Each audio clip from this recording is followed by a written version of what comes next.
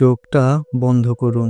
ফিরে যান ৫০ বছর আগে বাংলার গ্রামের আকাশে।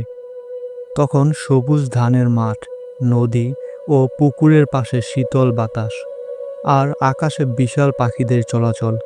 গ্রাম বাংলার আকাশে তখন শকুনের মেলা বসত। মৃত গবাদি পশু, অসুস্থ বা মৃত বন্যপ্রাণী তাদের খাবার। তারা পরিবেশকে রাখত দূষণমুক্ত, রোগমুক্ত এবং প্রাণঘাতী ব্যাকটেরিয়া থেকে মুক্ত। শকুন শুধু একটি পাখি নয়, তারা গ্রামের মানুষের জীবন ও প্রকৃতির ভারসাম্য রক্ষার জন্য অপরিহার্য ছিল। শকুনরা এক প্রকারের প্রকৃতির পরিচ্ছন্নতা কর্মী। তারা মৃত পশুর শরীর খেয়ে পরিবেশে থাকা হানিকারক জীবাণু ও ব্যাকটেরিয়াকে শোষণ করত। গ্রামীণ অঞ্চলে শকুনের উপস্থিতি মানুষকে রোগ থেকে রক্ষা করত। ১৯৬০ থেকে ১৯৮০-এর দশকে গ্রামের আকাশে শকুনের দেখা পাওয়া যেত প্রচুর। সাদা কোমরওয়ালা শকুন বা জিপস বেঙ্গালেন্সিস সবচেয়ে প্রচলিত ছিল, তবে তখনও গ্রামে দেখা যেত হলুদ মাথা শকুন, লম্বা লেজ শকুন এবং অন্যান্য প্রজাতি। তারা মৃত পশু খেয়ে পরিবেশকে রাখত স্বাস্থ্যকর এবং মানুষের জন্য জীবনদায়ক।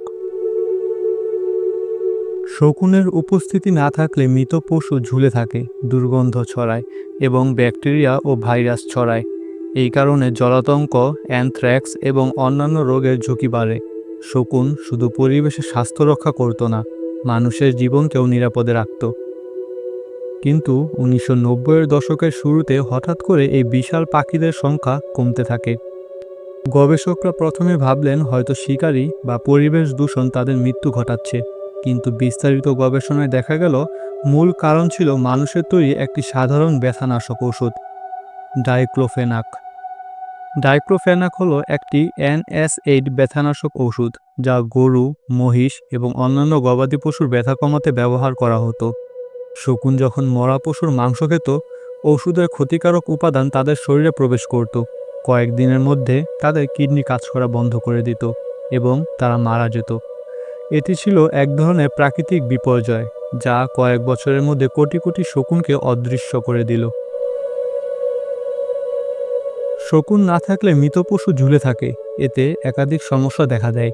মৃত পশুর শরীরে থাকা ব্যাকটেরিয়া দ্রুত ছড়ায়, নদী ও পুকুর দূষিত হয়, গ্রামের মানুষ অসুস্থ হয়ে পড়ে। শকুনের উপস্থিতি পরিবেশকে স্বাস্থ্যকর রাখত এবং খাদ্যচক্রের ভারসাম্য বজায় রাখত। ডাইক্লোফেনাক ট্র্যাজেডি শুধু শকুনের মৃত্যু ঘটায়নি, বরং পুরো গ্রামীণ পরিবেশ ও মানুষের স্বাস্থ্যকে বিপদে ফেলেছে। দক্ষিণ এশিয়ার বিভিন্ন দেশে কোটি কোটি শকুন কয়েক বছরের মধ্যে অদৃশ্য হয়ে যায়। ভারতের পরিসংখ্যান দেখায় শকুনের সংখ্যা মাত্র ১ থেকে ২% অবশিষ্ট আছে। বাংলাদেশও প্রায় একই অবস্থা। বর্তমানে শকুনের সংখ্যা বিপজ্জনকভাবে কম। সাদা কোমরওয়ালা শকুন প্রায় বিলুপ্ত, তবে সংরক্ষণ কার্যক্রম শুরু হয়েছে। ভালচার সেফ জোন তৈরি করা হয়েছে, যেখানে শকুন নিরাপদে রাখা হয়। গবেষকরা কৃত্রিমভাবে শকুনের জন্ম ও পালন করছেন। মানুষকে শেখানো হচ্ছে ডাইক্লোফেনাক ব্যবহার কমাতে এবং নিরাপদ বিকল্প ব্যথানাশক ব্যবহারের জন্য।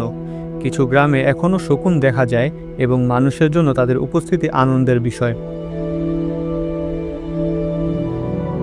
শকুন বিলুপ্তির ফলে প্রাকৃতিক ভারসাম্য ভেঙে গেছে। মৃত পশুর সংখ্যা বৃদ্ধি পেয়েছে, লাবাং, জার্ট, গন্ধকিমির মতো অন্যান্য প্রাণীর সংখ্যা বেড়েছে, যা মানুষের জন্য আরও বিপদ তৈরি করছে।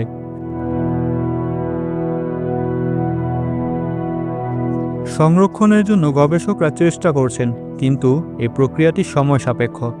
মানুষের সচেতনতা ছাড়া শকুনকে পুরোপুরি বাঁচানো সম্ভব নয়। শকুন না থাকলে শুধু পরিবেশই নয়, আমাদের জীবন ও স্বাস্থ্য বিপন্ন হয়। তারা মৃত পশু খেয়ে পরিবেশকে পরিষ্কার রাখত। ডাইক্লোফেনাকের মতো সাধারণ ওষুধের কারণে তাদের বিলুপ্তি আমাদের জন্য একটি বড় সতর্কতা। আমরা যদি তাদের রক্ষা না করি, তাহলে শুধুই একটি প্রজাতি হারাবো না, বরং পুরো পরিবেশ ও মানুষের স্বাস্থ্য বিপন্ন হবে। প্রকৃতির এই পরিচ্ছন্নতা কর্মী শকুনকে রক্ষা করতে আমাদের সকলে সচেতন হতে হবে।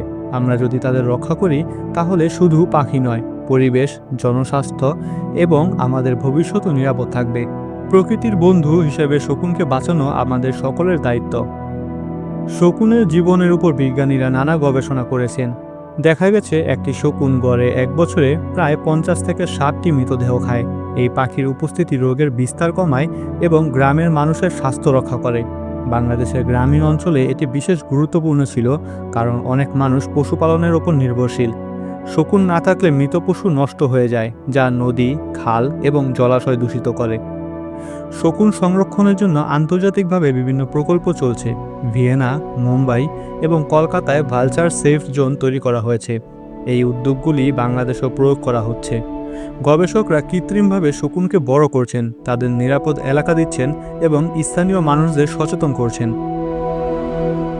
শকুন বাঁচালে আমাদের পরিবেশ, স্বাস্থ্য এবং কৃষিখাত উপকৃত হয়।